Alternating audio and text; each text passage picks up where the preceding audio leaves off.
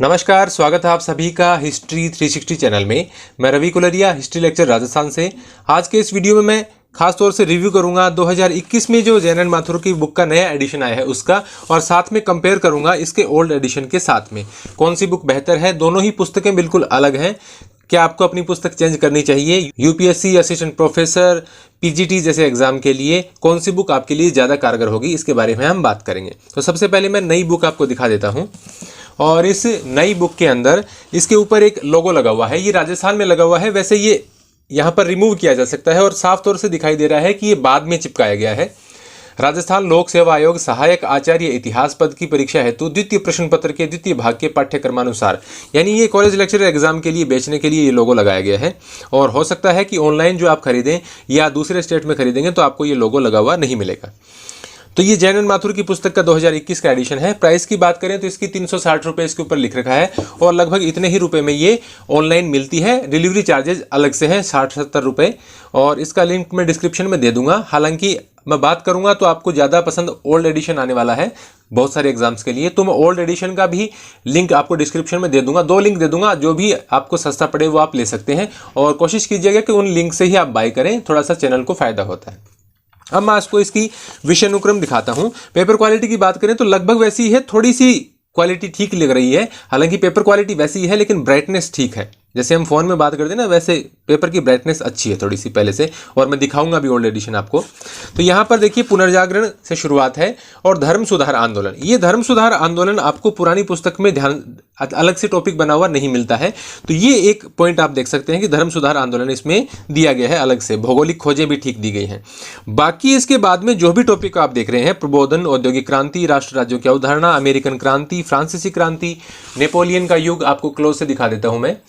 19वीं शताब्दी में राष्ट्रीयता का उदय, इटली में राष्ट्र निर्माण, जर्मनी में राष्ट्र निर्माण, और एशिया और अफ्रीका में साम्राज्यवाद, उपनिवेशवाद, ये जो भी टॉपिक्स बाद के दिए गए हैं, ये सारे टॉपिक आपको पुरानी पुस्तक में मिल जाते हैं। ये आप देख सकते हैं ओल्ड एडिशन के अंदर सारे टॉपिक्स दिए गए हैं, और ये जो शब्दावली है वो भी आपको दी गई है। ओल्ड एडिशन में आपको एक अलग से मिलता है कि आपको मैप मिलते हैं, चित्र मिलते हैं। इसमें न कोई मैप है न कोई चित्र है, और ये मैं आपको दिखाऊंगा। इसको कट शॉर्ट किया गया है, आपको मैं कंपेयर करके दिखाऊं पास से। तो ये इसका, ये देखिए आप कितना अंतर आ गया है इस पुस्तक में, मतलब लगभग आधी कर दी गई है। पुरानी पुस्तक आप देखेंगे लगभग 900 पेज की आती है, आप सभी जानते हैं, और ये नई वाली बुक मैं आपको दिखाऊं तो ये 466 पेज की है। लगभग आधी कर दी गई है पुस्तक, और बहुत सारे टॉपिक्स हैं जो एकदम शॉर्ट बना दिए गए हैं। पहले जो थे उससे शॉर्ट बना दिए गए हैं, और कुछ टॉपिक्स गायब भी हो गए हैं। जैसे मैं इसका दिखाऊंगा आपको अभी। जैसे इसकी मैं थोड़े से आपको दिखा देता हूँ टॉपिक्स किस प्रकार से दिए गए हैं। जैसे सबसे पहले यदि आप पुनर्जागरण को ही देखेंगे तो यहाँ से एज इट इज़ लाइन दी गई है।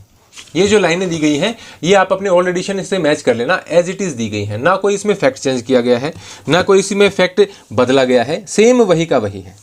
और इसमें जो भी देखेंगे, और यहाँ मैं आपको जैसे बता रहा हूँ, धर्म सुधार आंदोलन है वो अलग से दिया गया है, और भौगोलिक खोजें हैं वो अलग से दी गई हैं। बाकी सारी अवधारणाएं वही दी गई हैं, और बहुत सी टॉपिक्स इसमें कम कर दिए गए हैं या शॉर्ट कर दिए गए हैं। तो आपको ऐसा अलग से कुछ भी इस बुक में नहीं मिलता है। खासतौर से ये इसलिए कोशिश की गई है कि पुस्तक थोड़ी सी सस्ती हो जाए। हालांकि उतनी सस्ती नहीं हो पाई है। ऑनलाइन आप कंपेयर करेंगे तो डिलीवरी चार्जेस के साथ में आपको 50-60 रुपये में पुराना एडिशन ज़्यादा है, थोड़ा सा महंगा है, और ये 50-60 रुपये कम का है। बाकी कोई विशेष अंतर नहीं है। तो इसमें जो भी आपको टॉपिक्स मिलेंगे, मैं आपको बता ही रहा हूँ और आपको दिखा भी दे रहा हूँ कि इसमें जो भी आपको टॉपिक्स दिए गए हैं उनमें ऐसा कुछ भी अंतर नहीं है कि जो आपको पुराने एडिशन में नहीं मिलता और इस एडिशन में मिल जाएगा। जो नया है, धर्म सुधार आंदोलन और भौगोलिक खोजों वाले में नया विवरण है, वो मैं आपको बता चुका हूं। इसके अलावा कहीं पर भी मुझे कोई नया विवरण देखने को नहीं मिला। ये जरूर है कि बहुत सारे टॉपिक्स कम कर दिए गए हैं, शॉर्ट में बना दिए गए हैं। तो ये मैं आपको ओल्ड एडिशन दिखाता हूं यहाँ पर, और ओल्ड एडिशन के अंदर यहाँ पर आपको कुछ टॉपिक्स देखने को मिलेंगे। ये देखिए, ओल्ड एडिशन की मैं आपको दिखाऊं, आपके पास होगी भी ये बुक यदि कोई इतिहास की तैयारी करता है।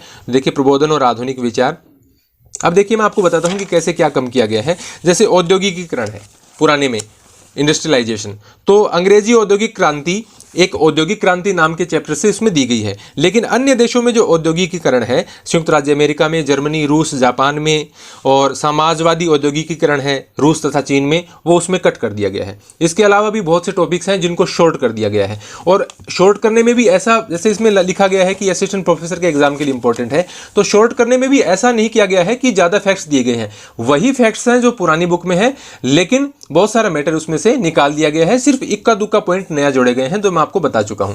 तो मेरी राय में इस पुस्तक को लेने का कोई मतलब नहीं बनता। यदि आपके पास ओल्ड एडिशन है तो आपको कहीं से भी विचार करना ही नहीं है। यदि आपको धर्म सुधार आंदोलन पढ़ना है तो आप नेट पे पढ़ सकते हैं, कोई दिक्कत नहीं है, किसी और बुक से पढ़ सकते हैं या कोई वीडियो देख सकते हैं, मेरा जैसा कोई बना ही रहा होगा।